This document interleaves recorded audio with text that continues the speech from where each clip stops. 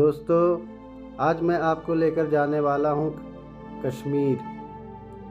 कश्मीर भारत का एक बहुत खूबसूरत राज्य है। कश्मीर भारत का एक ऐसा राज्य है जो चारों तरफ से अलग अलग देश की सीमाओं से घिरा हुआ है। एक तरफ अफ़गानिस्तान है, एक तरफ पाकिस्तान है, एक तरफ कजाकिस्तान और चीन है, तो वहीं दूसरी तरफ भारत है। आप समझ सकते हैं कि कितना खूबसूरत ये टूर होने वाला है। आप भी कश्मीर घूमने आ सकते हैं, लेकिन कैसे आए वो सारी जानकारी आज मैं आपको देने वाला हूँ। क्या है सही तरीका कश्मीर आने जाने का, बेस्ट टाइम कौन सा है, कब जाना चाहिए, कितना खर्चा हो जाएगा, A to Z जानकारी आपको कश्मीर टूर से रिलेटिव इस वीडियो में दी जाएगी। आप देश के किसी भी कोने में क्यों ना हो, कश्मीर घूमने की पूरी जानकारी आज आपको मिलने वाली है।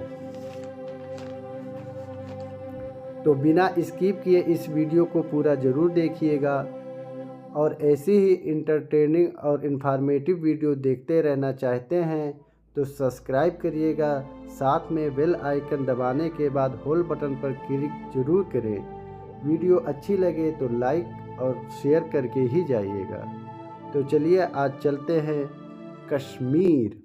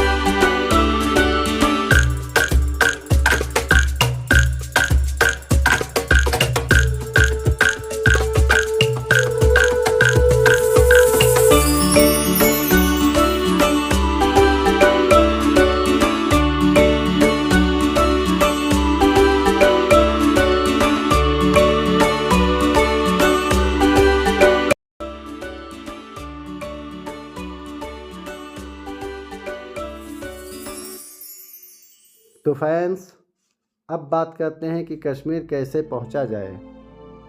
कश्मीर पहुंचने से पहले मैं आपको बताना चाहता हूं कि कश्मीर की कैपिटल है श्रीनगर और कश्मीर घूमने के लिए कम से कम श्रीनगर हमें आना पड़ेगा।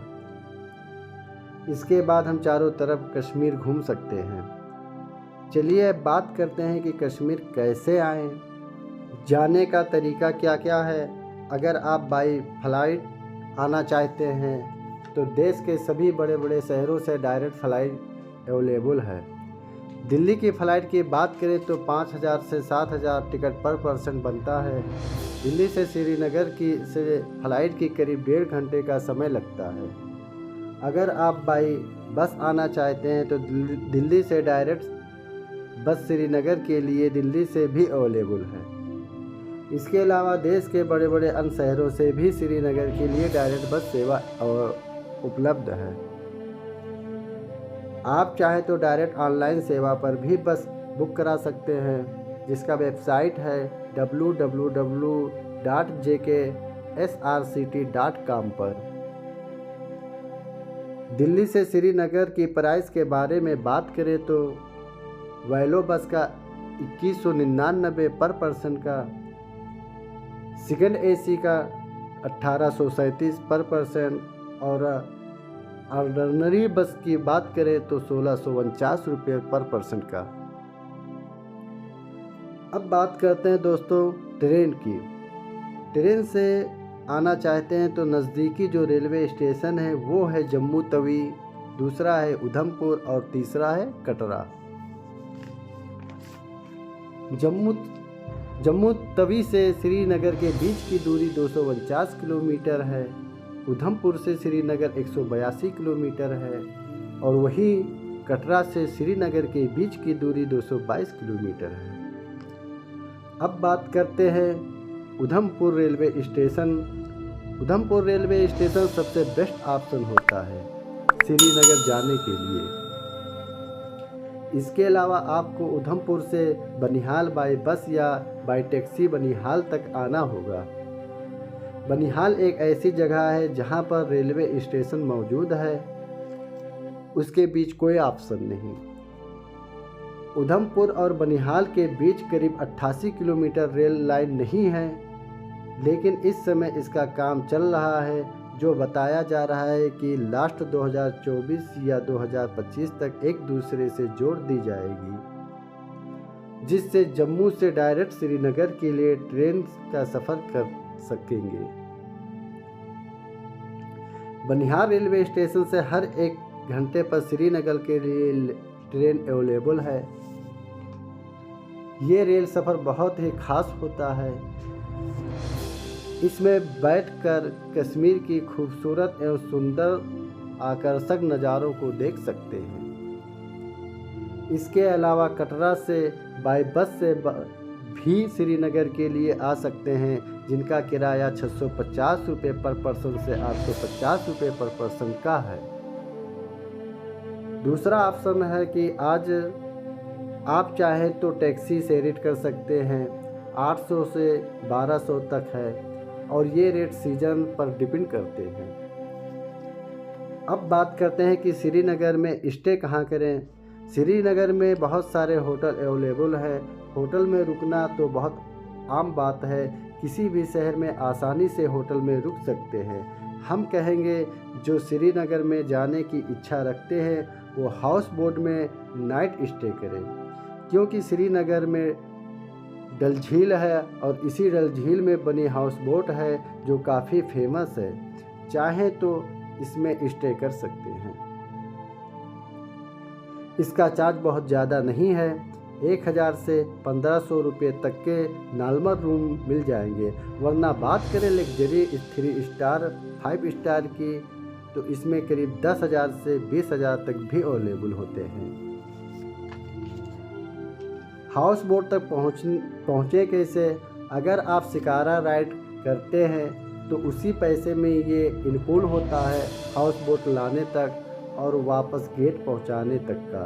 अगर आप बीच में किसी इमरजेंसी में हाउस बोट से वापस डल गेट पर आना चाहते हैं तो 200 रुपया पर पर्सन के हिसाब से देना होगा। इसके अलावा श्रीनगर और भी होटल हैं जो 500 से 800 रुपये में स्टार्ट हैं, बट मेरे हिसाब से श्रीनगर में हाउस बोट ज़्यादा बेहतर है। अब बात करते हैं कहाँ घूमने जा सकते हैं। श्रीनगर आने के बाद सबसे पहले आप शिकारा राइड करिए। इसके बाद आप परी महल जा सकते हैं, जो श्रीनगर से करीब 11 किलोमीटर दूरी पर है।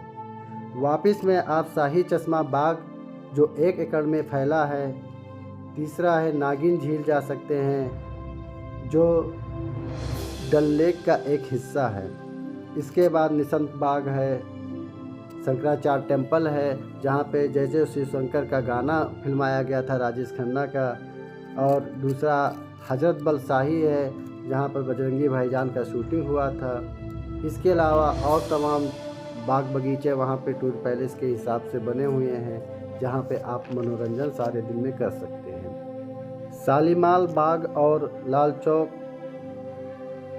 मार्केट है श्रीनगर का, यहाँ से घूम के नाइट स्टे करिए और फिर दूसरे दिन नेक्स्ट मॉर्निंग आप निकल जाएं सोनमार्ग।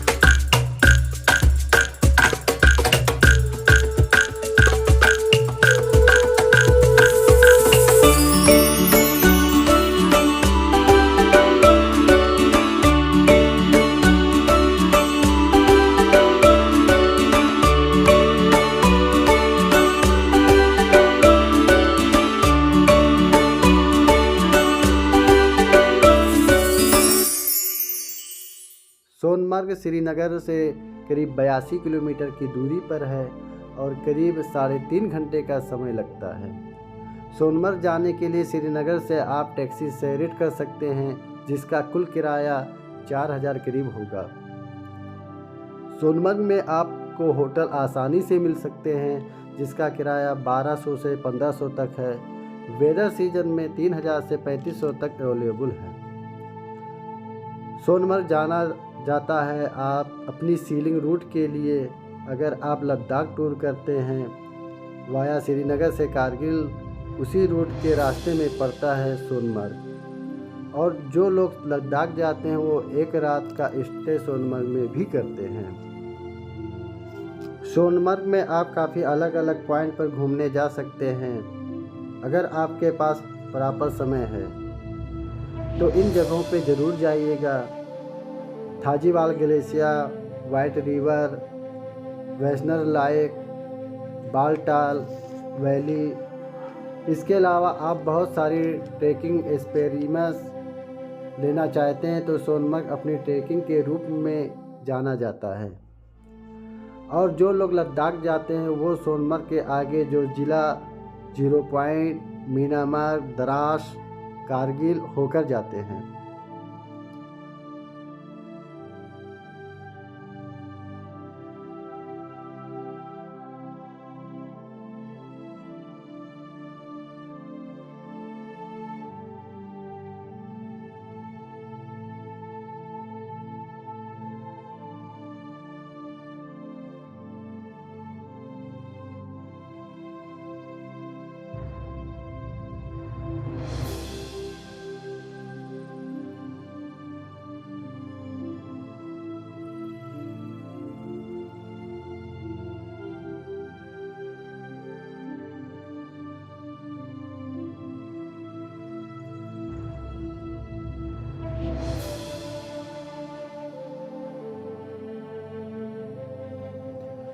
जीरो पॉइंट कश्मीर और लद्दाख का बॉर्डर है, जो सोनमर्ग से करीब 22 किलोमीटर दूर है। जीरो पॉइंट समुद्री तट से 11,659 फुट ऊंचा है।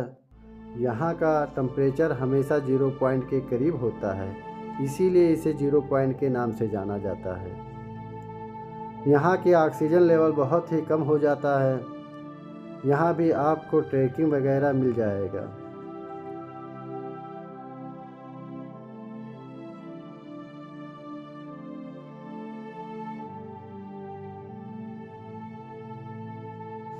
आगे मीनामर्ग है, जो लद्दाख का चेक पोस्ट है। इसके अलावा यहाँ पर एसएसबी कैंप, हेलीपैड वगैरह देखने को मिल जाएगा।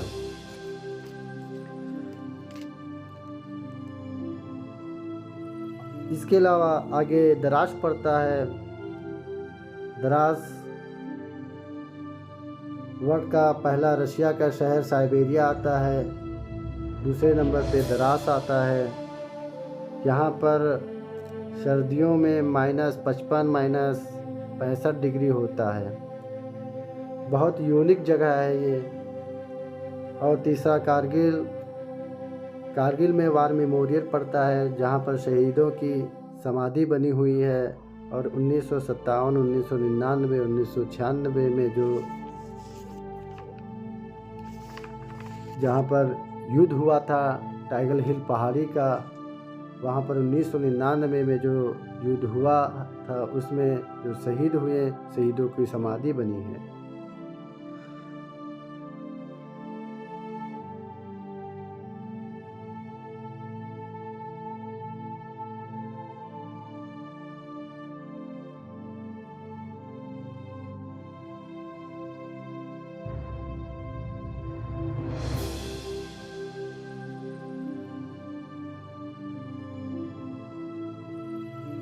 फिर वापस आप श्रीनगर या सोनमर्ग या लेह के लिए जा सकते हैं। फिर आपका नेक्स्ट डे होता है गुलमर्ग के लिए।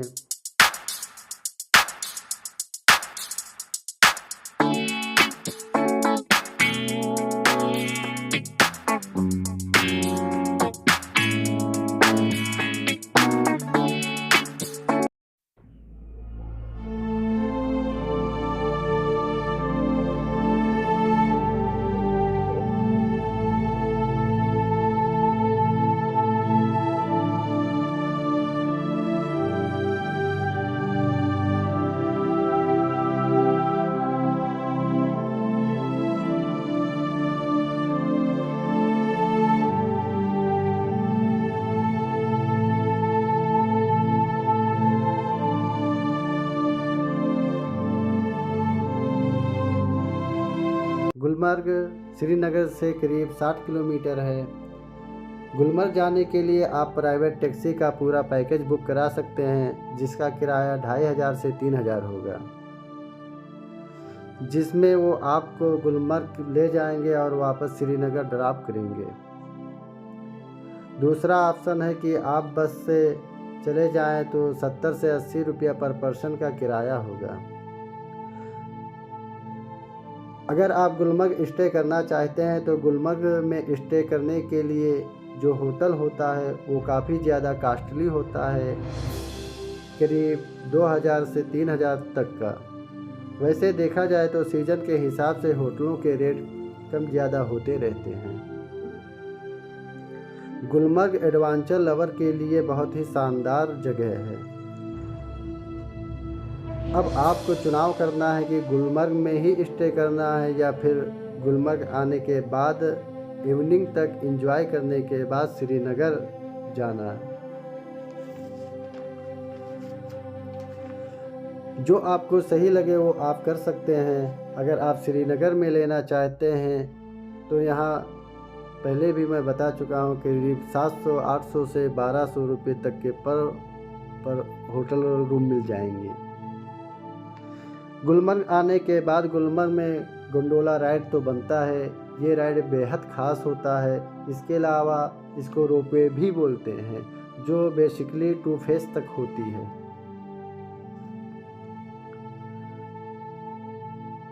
पहला फेस गुलमर्ग से कांडोर तक जाती है। दूसरा फेस कांडोर से अफरवंट तक जाती है। अगर आप फरवरी मार्च या जून जुलाई तक आते हैं तो दोनों फेस कर सकते हैं।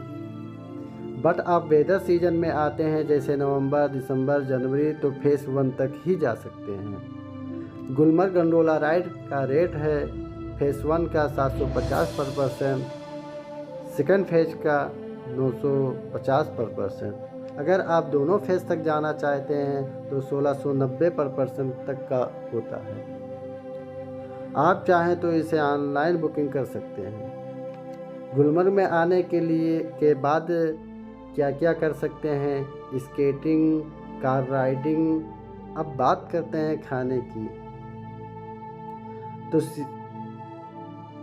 तो श्रीनगर में आपको वेजिटेरियन, नॉन वेजिटेरियन दोनों खाना मिल सकते हैं।